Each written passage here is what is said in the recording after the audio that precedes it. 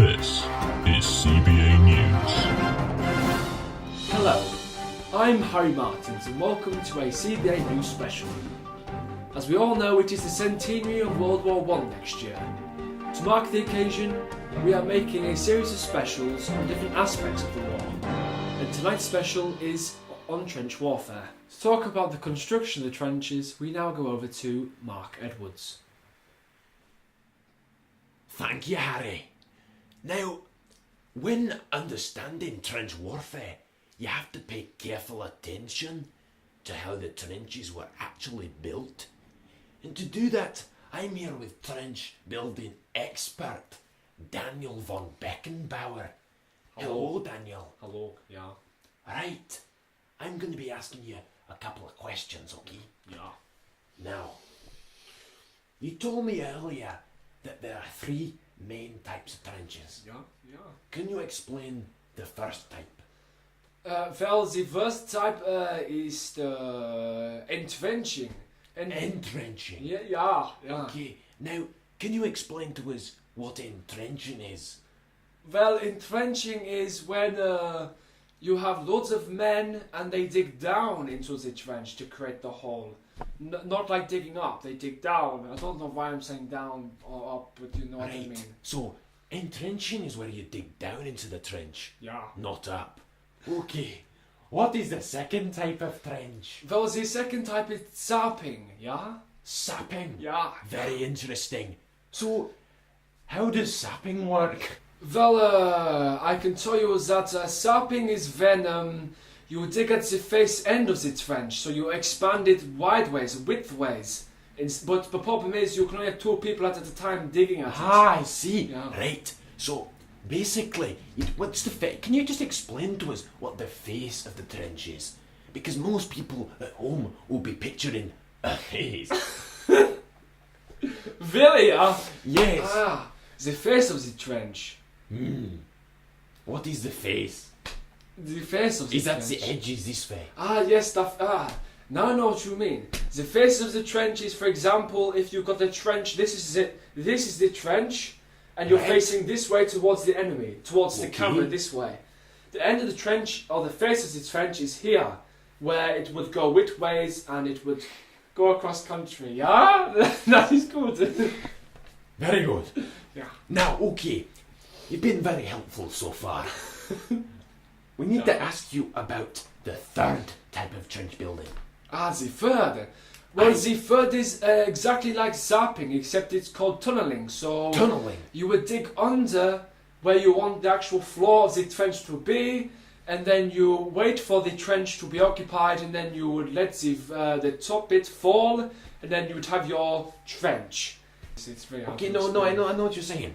What you're trying to say is it falls down and creates a trench. Yeah, there you So go. you're not Yeah, going to have to yeah. dig it. That's very interesting. Right, thank you, Daniel. That's been Daniel van Koverbeach. Beckenbauer. That's the one. Now, Harry, back to you in the studio. Thank you, Mark. That was very interesting. We now go to our American correspondent, Woody Wash.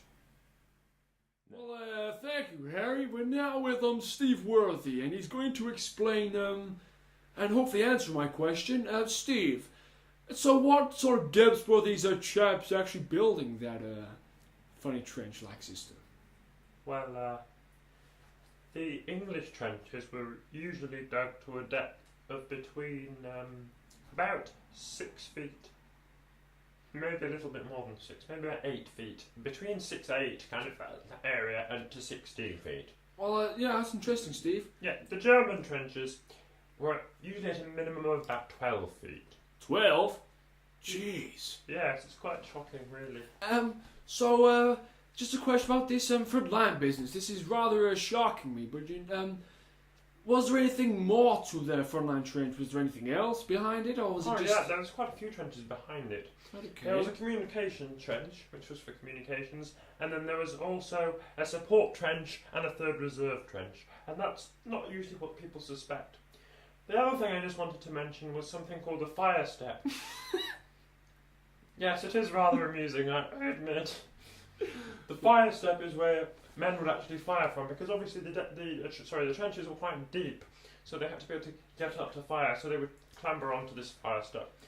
The second thing I wanted to mention was the parapet. This is the lip of this side of the trench, if that's the Germans, and this is quite well protected, as you would expect. Sandbags, barbed wire, that kind of thing. And then there's the parados, or parados as you Americans like to call it, which is the back of the trench. Actually, it's parados, but okay. Okay, Steve. whatever. And this is the back of the trench, and it's the lip, and that had to be protected too, because shells could also come from the behind, you see. That's rather interesting, Steve. Well, that's why I dedicated my life to studying it.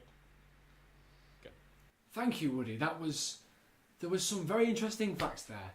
We now go over to our French correspondent, Jean-Paul Claude Francois Geneviève. Thank you very much. Thank you very much indeed. Now, I'm here with an expert in soldiers. His name is Kvasi. Oui. Quasimodo. Oui. Yes. So, Kvasi, today we want to start off by talking about what the majority of the men in the trenches were doing. Well, bonjour, monsieur. Bonjour. Well, the first 15% would be on the front line. The first 15% of men? Oui. And then the next 10% would be on the support line. Ah, I see. So the next 10% are on the support line. Support. Oui. Rightio. And then the next 30% would be on the reserve line. I beg your pardon, would you mind repeating that on the what line? Reserve. The reserve line. Oui, reserve. Reserve. Reserve. Reserve, okay, Reserve. yes. And then the next 20% would be on the would have a rest. Rest. Rest. Oh, rest. Yeah. Yeah. we yeah. Ah, I see, Oui, I oui, see, oui, I oui. see, I see. And then the last 25% would be on other. There. Other. There. No. Other. There. No. Other. Oh, there. Other. There. As in hospital, train, leave, sleep, that sort of thing. Yeah, we. So could you elaborate on what you have already said? So what else would they do? You know, what do they do before a battle, for instance? The traditional sort of thing they would do maybe is take a drink rum. I beg your pardon? They would drink rum. Oh, they would drink rum. We. They would drink wee. No! Rum. Rum. We. Wee. No. No. They drink rum. Ah, they drink rum. We. Right. Well, I think we should move on. What else would they do? Well, they do the traditional chores where they clean their rifle. Clean their Rifle. Raphael. No, rifle. Raphael. Rifle. Raphael. Rifle. Rifle. We. Okay. And then they would do. They'd send letters home. Whom? Om. Okay. Yeah, om. Okay. Yeah. Continue. They would send the letters home, and then they would they'd read, Read, yes. and then they'd do anything else. Right. Your input has been absolutely exquisite, like the best French cuisine. Thank you very much, and back to you in the studio.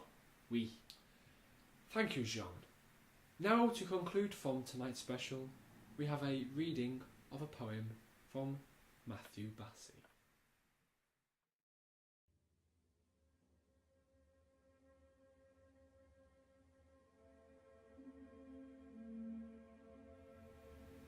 Aftermath by Siegfried Sassoon.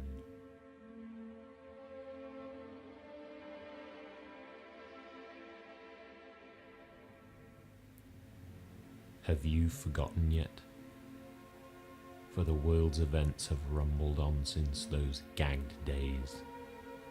like traffic checked while at the crossing of city ways.